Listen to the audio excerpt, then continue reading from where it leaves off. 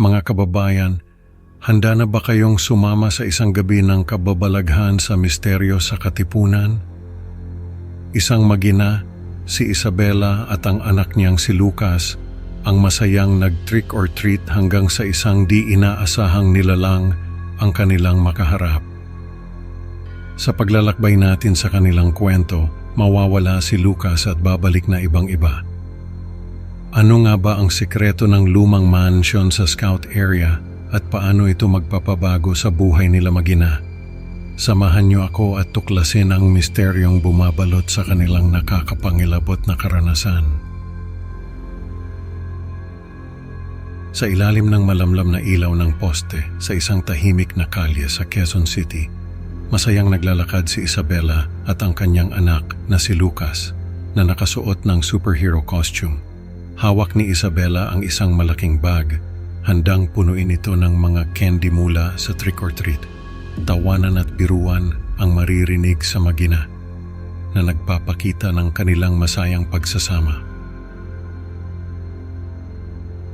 Nang makarating sila sa isang malaking bahay sa dulo ng Katipunan Avenue, napansin nila ang isang nakamaskarang nilalang na tila bahagi lamang ng dekorasyon, hindi kumikilos at nakatunghay sa dilim.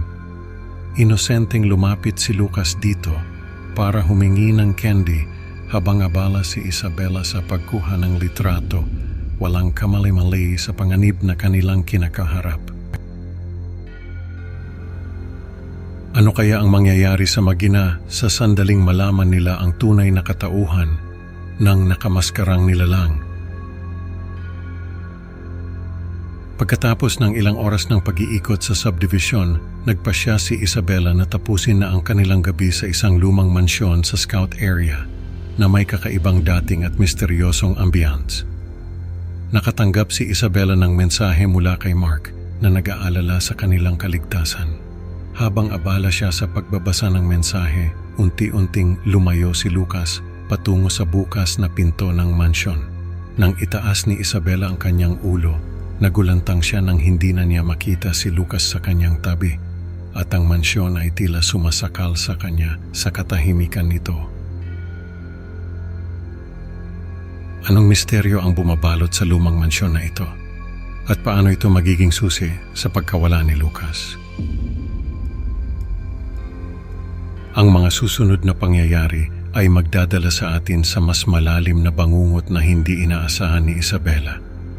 Maghanda sa isang kabanata na mag-iiwan sa iyo ng mga tanong at pangamba sa bawat paghinga. Sa gitna ng kaguluhan at takot, hindi mapakali si Isabela. Lucas, Lucas, sigaw niya habang nagmamadaling hinahanap ang kanyang anak sa paligid ng lumang mansyon. Tila naglaho ang kanyang munting anghel sa dilim ng gabi. Ang bawat sulok at anino ay sinuri niya. Umaasang may makitang bakas ng kanyang anak, ngunit tanging ang malamig na simoy ng hangin ang sumasagot sa kanyang mga tawag. Sa tindi ng kanyang pag-aalala, hindi na niya napigilan ang sarili at tumawag na siya ng pulis. Hindi nagtagal, dumating si Mark, ang kanyang kaibigan, na bakas sa mukha ang pag-aalala. Isabela, anong nangyari? Saan si Lucas? Tanong ni Mark habang handa na siyang sumama sa paghahanap. Kasabay ng mga pulis, nilibot nila ang bawat sulok ng mansyon at ang mga kalapit na kalye, ngunit walang bakas ni Lucas. Parang bulas siyang naglaho na walang iniwang anumang pahiwatig kung saan siya maaaring napunta. Sa isang matandang kapitbahay na kanilang nakausap, nalaman ni Isabela ang nakakakilabot na kasaysayan ng mansyon. Matagal nang walang nakatira diyan. Maraming kwento-kwento ang mga tao tungkol sa lugar na yan, mahinang sabi ng matanda. Na tila ba'y may alam siya na hindi dapat malaman ng iba. Ang bawat salita ay nagdagdag lamang ng bigat sa puso ni Isabela, na ngayon ay napuno ng takot at mga tanong. Ano nga ba ang misteryo ng lumang mansyon na ito? At paano ito konektado sa pagkawala ni Lucas? Ang mga tanong na ito ang nagpapahirap kay Isabela habang papalapit ang gabi, dala ang mas mabigat na dilim at katahimikan. Sa mga sumunod na araw, hindi na mahimbing ang tulog ni Isabela. Palaging binabangungot kung saan naririnig niya ang malungkot na iyak at pagtawag ni Lucas. Gabi-gabi, para siyang nilalapitan ng isang malamig na kamay ng takot na hindi niya matakasan. Ang kanyang isip ay hindi na mapakali, laging nag-aalala para sa kanyang nawawalang anak. Isang umaga na iba ang lahat nang biglang mag-ring ang doorbell. Dali-dali niyang binuksan ang pinto at doon niya nakita si Lucas, nakatayo, parang walang anumang nangyari. "Lucas, saan ka galing? Anong nangyari sa'yo?" Tanong ni Isabela habang niyayakap ang anak. Ngunit may kakaiba kay Lucas. Ang kanyang mga mata ay tila walang buhay at ang kanyang ngiti na dati-rati puno ng saya, ngayon ay bakas na ang kakaibang lamig. Ano nga ba ang nangyari kay Lucas sa panahong siya ay nawala? At ano ang ibig sabihin ng kanyang pagbabalik na may daladalang kakaibang pagbabago? Isang bagong yugto ng misteryo ang nagbukas, at si Isabela ay kailangang maghanda para sa mga kakaibang pangyayaring maaaring sumunod. Mula nang bumalik si Lucas sa kanilang tahanan, nagbago na ang lahat. Hindi na siya yung masayahing bata na kilala ni Isabela. Wala na ang mga ngiti at tawa na dati musika sa kanyang mga tenga. Tila ba may malalim na iniisip si Lucas na hindi niya maabot. Madalas sa gitna ng katahimikan ng gabi, maririnig ni Isabela ang anak na bumubulong ng mga salitang hindi niya maintindihan. Mga salitang hindi pangkaraniwan sa isang bata. Mga salitang nagdudulot ng kilabot sa kanyang puso. Ano ba ang mga ito?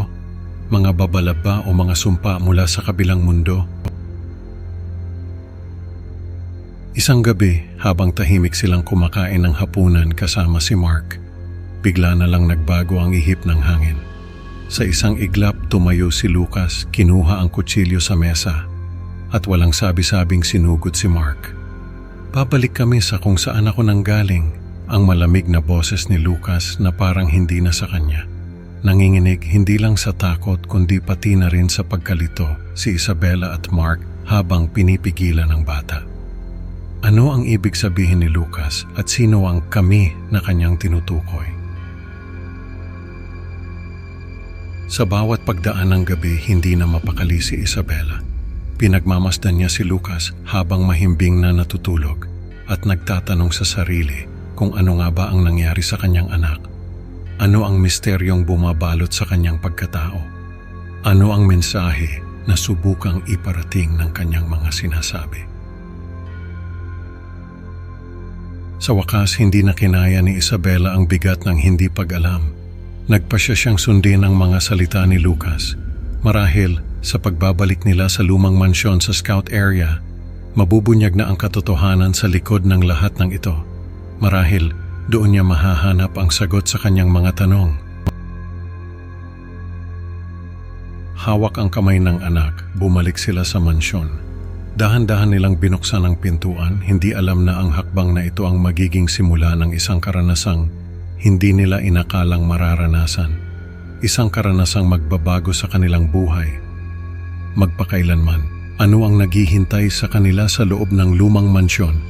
Ano ang katotohanang kanilang matutuklasan?